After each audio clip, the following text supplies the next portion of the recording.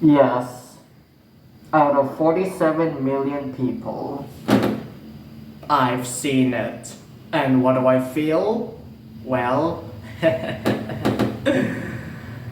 I feel like crap!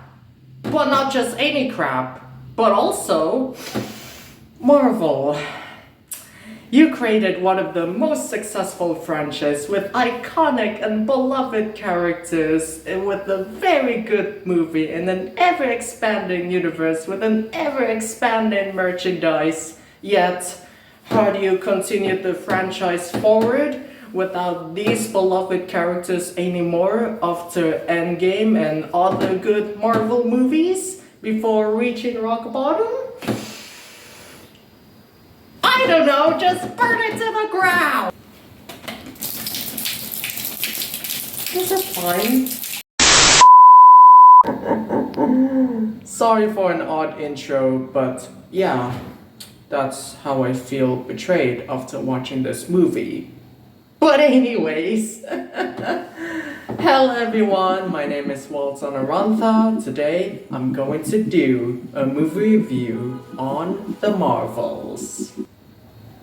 So you don't have to watch it for yourself for a full spoiler review because the movie sucks anyways. A film that has the most hated trailers before the movie was released and the most negatively reviewed movies upon release on YouTube as well. A film that laid waste Kamala Khan's story, Miss Marvel, into wasted potential even if you watched her Disney Plus show. Very cringy jokes, aimlessly disjointed plot points that feels like a fanfiction for some reasons, and egregiously very bad copyright soundtracks that doesn't fit the characters' moments nor fight scenes at all. Unnecessary diverse cast of characters and has one of the most unlikable Captain Marvel I've ever seen on the morality side of her character of being a superhero. And the biggest sin of all, so cardinal that no other filmmaker shouldn't do, and that is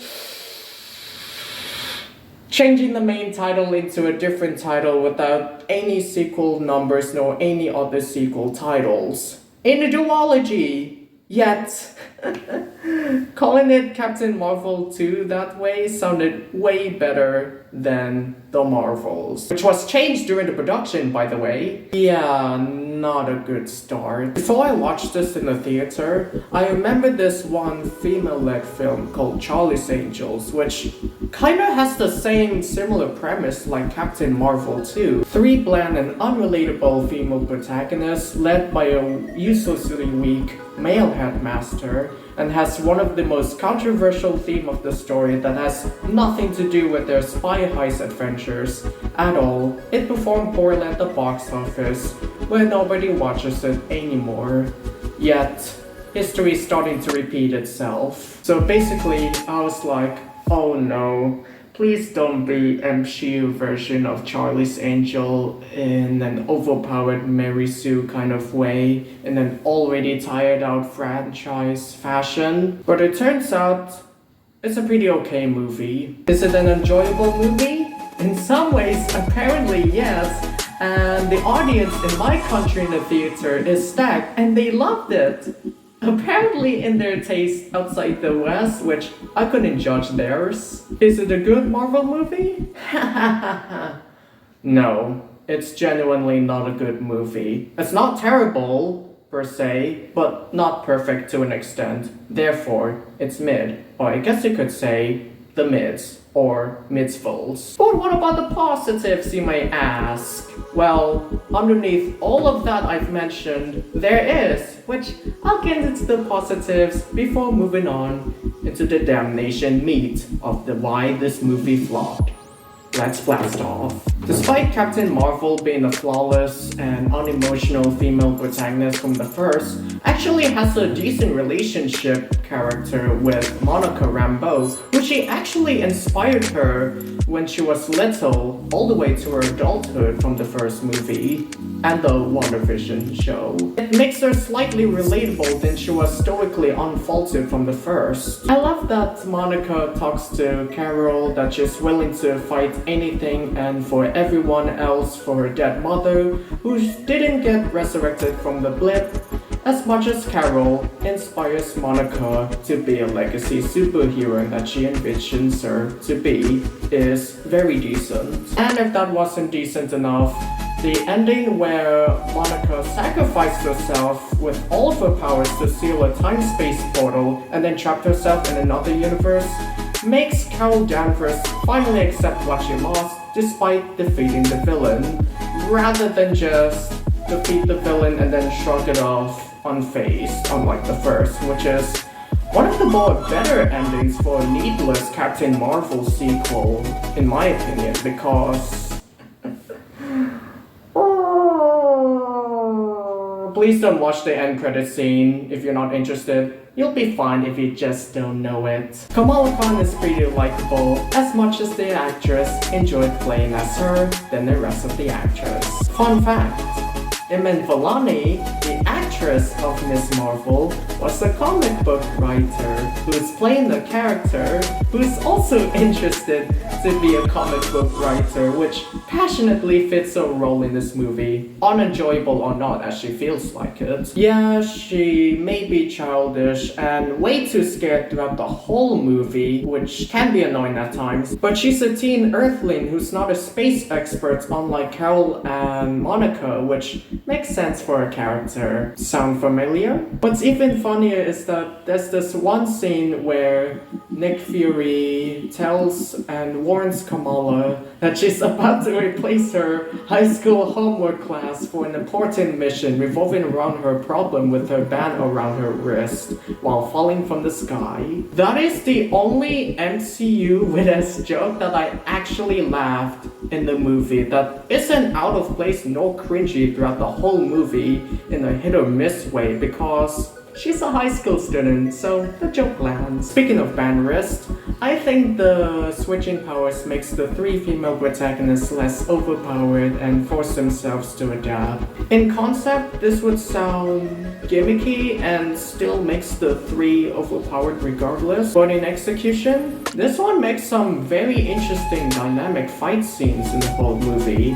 I'm not saying this is the best fight scene since Winter Soldier, but at least it's dynamic enough. Even if they beat out some villains' minions, they still have to be aware of which Captain Marvel is experienced and which Captain Marvel is less experienced. Because every time they use their powers or clap their hands together, their body switches to another body of an individual band user, essentially, which they've explained a lot throughout the whole movie. I kinda wish the learning curve lingers on a bit longer rather than instantly mastered sort of adaptation, but they balanced it out with the villain training their powers, so I guess that's a bit fair, I guess. The CGI is already what you expect from a Marvel movie. Again, before I watched this in the theater, I thought the CGI is going to turn out dog poop on the wider green scale, because every previous Marvel project always rushes the CGI that would ultimately look like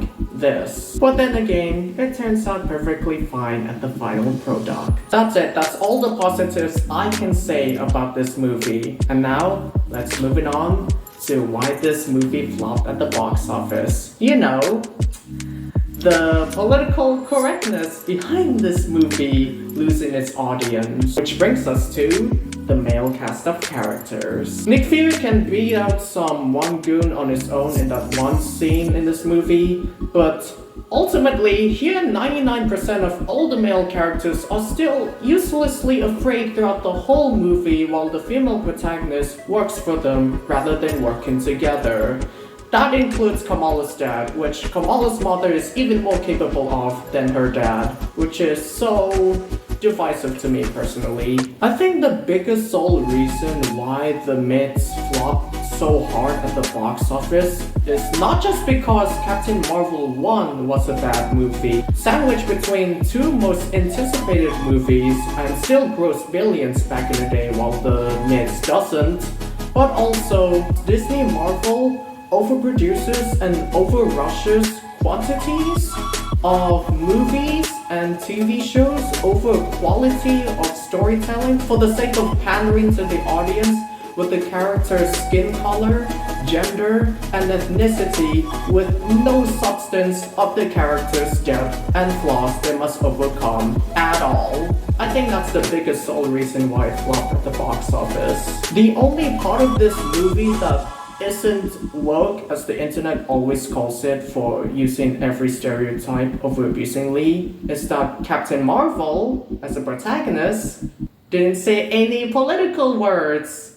0 times than Charlie's Angels lines. Yay! But it still shows these agendas regardless. Not even Prince Yan, played by Park Seo-joon, being not important to the story at all. And to add salt to the wound of controversy, Disney Marvel was heavily mocked by that one South Park Pandaverse episode, warning them to stop preaching these messages and political agendas from the real world into their movies to an extreme degree, basically. And even if they didn't say these explicitly out loud, they're still showing something much, much worse underneath, which I'll get into there eventually. Dollar Store Ronan is one of the worst MCU villain I've ever seen that I can't even remember her name at all. On the bright side, I'm glad she's not a race-swapped version of Ronan, which thank goodness, because she was a soldier just like Carol in the flashback, but they could have shown so much of her dead son on screen before it was dead in the flashback scene. Every time she stares at her own MacGuffin, that could have been so great why she's avenging Captain Marvel in the first place. Not only it would have been great, but also, this villain fails everything at being just a good antagonist by breaking the treaty between the Skrulls piece into literally absorbing all the planet's oxygen and absorbing all the star's energy out of nowhere for no reason at all. That's why she fails at being just a good antagonist. The pacing is way too fast, and the pacing of uninteresting exposition is way too slow. So fast that it literally flings us to another scene of another planet with no build-up at all that can only communicate by singing, leading us to one of the most cringiest scene in the whole movie known to man and woman. So slow that it left Kamala Khan's story, who wants to become like Captain Marvel, is left unexplored than Monica in my opinion. And even if her relationship with Captain Marvel is explored, she sometimes forgets nor seen that Captain Marvel accidentally killed 1,000 Kree soldiers after destroying an AI without no regard of saving their lives, and then immediately forgives her at the end into becoming her own role model herself, is way too quick to wrap up her character full circle. Remember when I say that Captain Marvel has the worst morality of being a superhero and female protagonist? This is what I meant when she accidentally killed 1,000 Kree soldiers with no signs of forgiveness, yet Kamala Khan still forgives it anyways. Great writing, director! This feels like this could have been built up as an interesting dilemma for Kamala Khan into becoming Captain Marvel or not, because she's a monster, doesn't it? Kamala Khan even explained that she got her crystal powers from a band, but the band in her own show just magically appeared in her grandma's box with no reason, no connection on why she got it in the first place. What, is her grandmother a Kree soldier? Lol? What's even funnier is that Kamala Khan explicitly explains to the villain that she got the villain's band from her grandpa's box.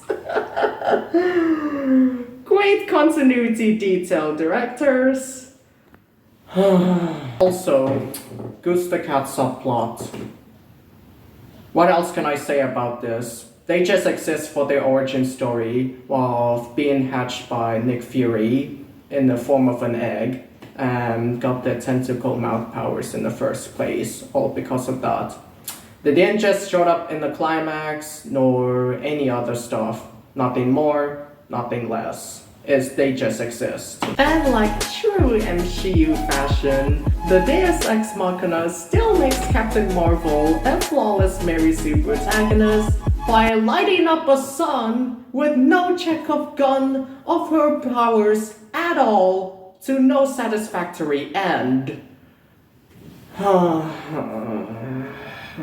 my gosh. And finally, I've saved up for last, and I think with complete confidence that this is by far the biggest sin why the Marvels flopped at the box office. Valkyrie. At the first glance, she's just escorting the Skrulls back to safety. Nothing too dirty or anything else at all. Just doing her own stuff. But then, when Captain Marvel walks close up to her, can you guess what happens? And I quote, "I am not making this up. This is a real scene I've seen in the theater as the director intended. Can you guess what happens?" No? She kissed her! That makes no sense to her character for no reasons to the audience that isn't part of that group. In a PG-13 Marvel movie! And not only that, the end credit scene reveals that Monika's mother is still alive in another universe, which makes everything I've talked positively about Monika's character pointless! Nope, I'm done. This is too much. I can't handle this. This is too much feminism propaganda. I'm done reviewing this movie. Oh my gosh. Oh my gosh.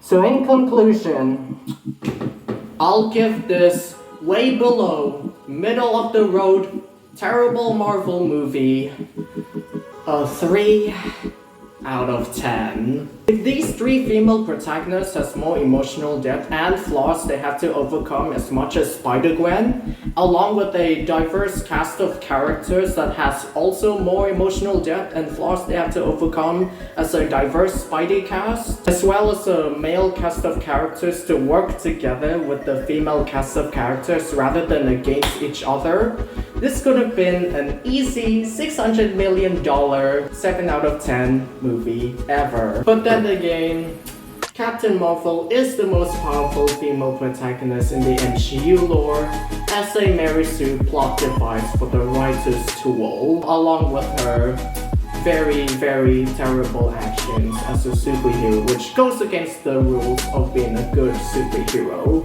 Which makes her feel like a villain though. Especially when Kamala Khan beats up a villain's minion with just a mere ribbon of all things without even using her powers at all. That pretty much speaks volume what the director panders towards. The Marvels is basically a lesson of what not to insert a controversial message into our stories of our books, movies, and so on. Because fantasy media at the end of the day is supposed to be a form of art, escapism, and most importantly, inspire us. Not meant to be preached at us nor devalue us from the real world with an uninspiring female protagonist. And I think the inexperienced director hired by Kevin in the most Hollywood-like absurd decision possible of checklisting every stereotype ever is what killed the MCU into an MCU. That's why The Marvels is one of the worst Marvel movie I've ever watched in the history of Marvel movies. For now, thank you for watching. Subscribe, like, and hit the bell icon to be notified for my next movie review. Positive or negative. Bye!